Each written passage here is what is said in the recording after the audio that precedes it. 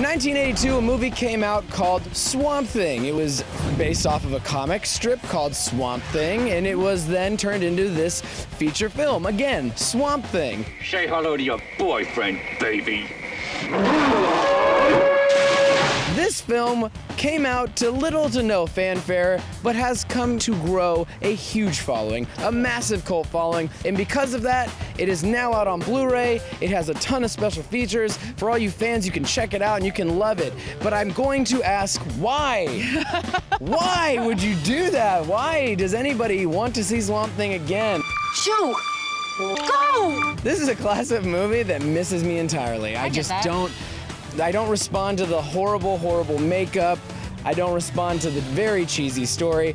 And something that later in the special features is said very, very explicitly, this movie felt nonsensical and chopped up. There was no semblance of a consistency to this thing. Well, in production, Adrian Barbeau says this in the special features, that Wes Craven's vision just kept getting budget cut and budget cut and budget cut, and really he ended up making a movie that he didn't want to make. It's not what he originally intended for it to be. They started cutting his budget, and he had to eliminate entire scenes. He had to rewrite entire scenes. I have to agree with you that for the most part, this is a cheesy miss, but I do always take interest with films that have significance in popular culture or that are iconic in their stature as a cult film. And I do get it. I do see the tropes in this film that appeal to people, that are classic monster tropes, like the misunderstood being who is actually more gentle and loving than the guy that's not a monster technically, and the us versus them themes. I think that this film does have that. It's just so mired in so much cheese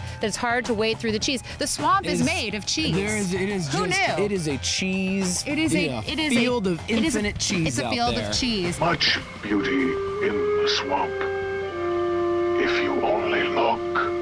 There are people who have seen this 7,000 times. Right.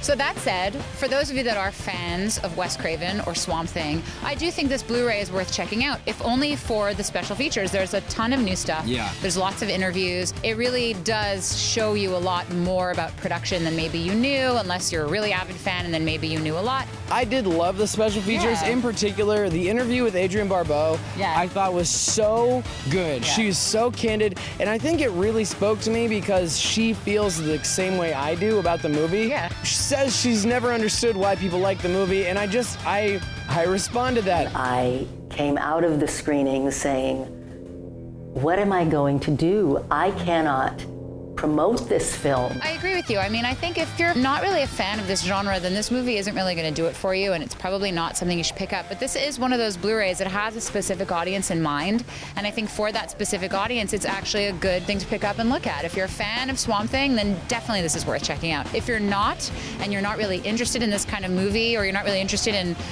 tomes of popular culture, then you might want to skip this one. Yeah. If you're Ben Bollet. If you don't know what Swamp Thing is, and you're like, Swamp Thing, what's that about? Yeah. You don't really need to watch it. Let's just say there is fluorescent green liquid that explodes when you throw it at stuff.